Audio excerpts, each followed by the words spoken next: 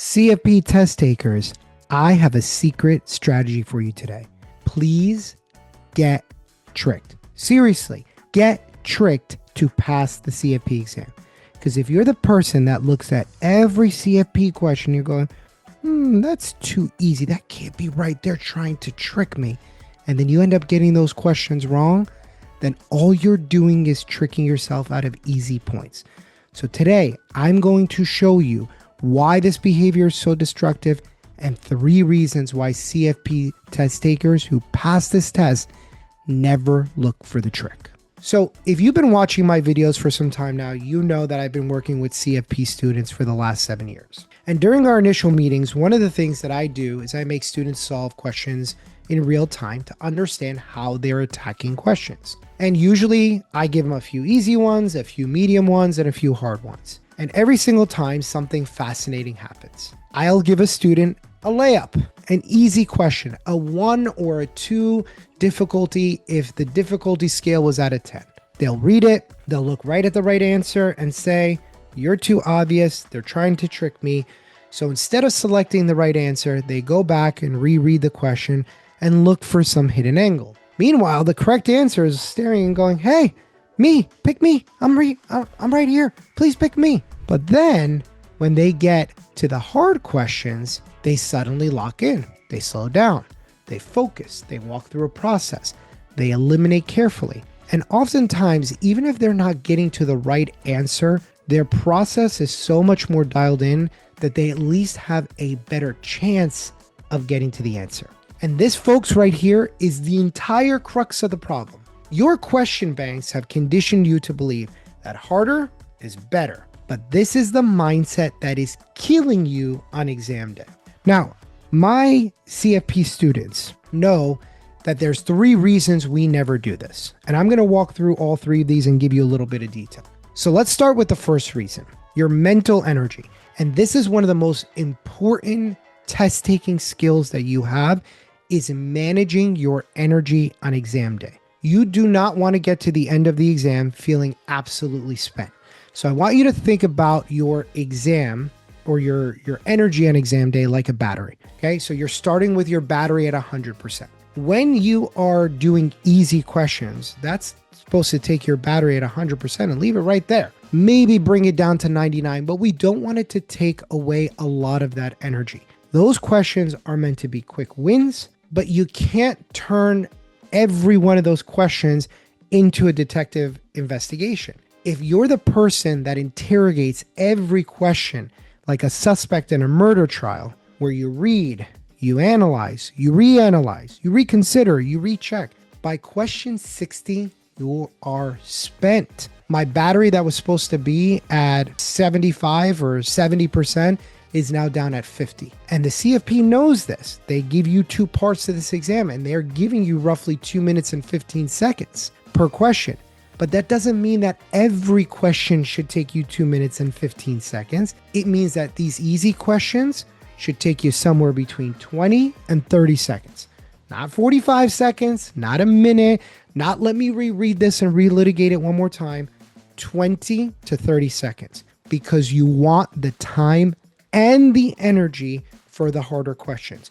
You need to be mentally sharp when you see them. And if you burned all that energy on easy questions, there is no chance that you can answer those questions correctly. Number 2, answering hard questions doesn't prepare you to answer easy questions. This is one of the biggest misconceptions that we fight with students, and one of the things that we work on very, very much in our group classes. The logic is, if I can answer hard questions, then I will easily answer the easy questions because they're easy. But I want you to think about it this way. Easy questions are their own skill set. Medium questions are their own skill set. Hard questions are their own skill set. Think about it like if you were a golfer and saying, because I can drive the ball very far, that means that my putt game is going to be great. 2 completely different sets of skills. If I'm a basketball player or I'm playing basketball, hitting threes means that I can hit free throws because free throws are closer to the basket.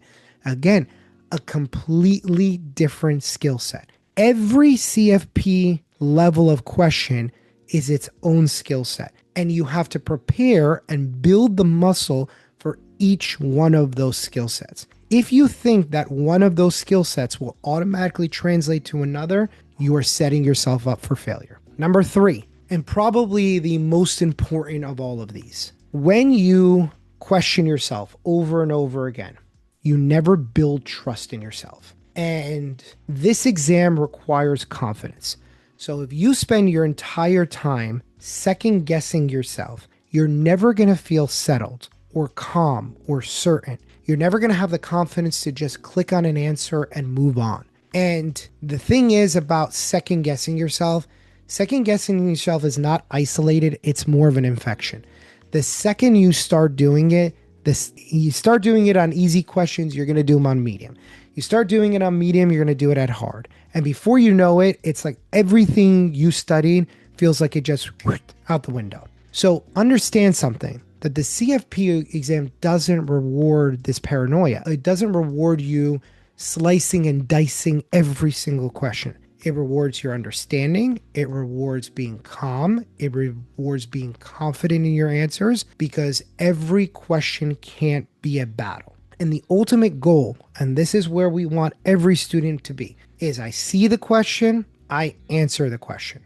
And here's a great way to think about it. If we were playing baseball, and imagine you're up to the plate playing baseball, and imagine this exam was like 170 pitches. And some of those are fastballs, and some of those are curveballs, and some of them are changeups. I want you to think about those pitches that come right down the middle of the plate as your easy questions. All you have to do is swing the bat. You swing the bat, you're likely to connect because that's exactly right down the middle of the plate. It is the easiest pitch to hit. But if every time the ball is pitched, you are sitting there going, are they going to throw a curveball? No, they can't be. Wait, is this really coming down the middle of the plate? Oh my God, oh my God, oh my God. Strike.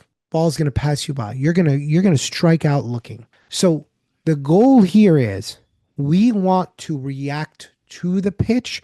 We don't want to be thinking about the pitch. And the only way that you get there is by swinging, is by actually going in and doing questions with this mindset. As I've said in previous videos, the way that you practice is going to be the way that you perform.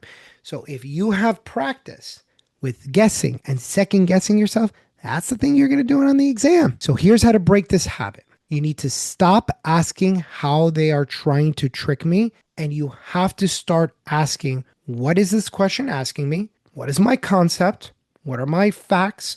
What are my figures? What are my formulas? And answer. Simple? Yes. Easy? Absolutely not. But this exam requires confidence and trust, and most students never develop it. So if you are going to make your next attempt your last, you have to change your habits. It's difficult, it's uncomfortable, but it's the best way to go about this. Now, folks, the CFP is a hard test. Do not make it any harder on yourself by sitting there and second guessing yourself and going in and building the habit of second guessing yourself. So if this is a mindset that you're struggling with, if this is a skill set that you're struggling with, I want you to click on the link right below this video and sit down and chat with me.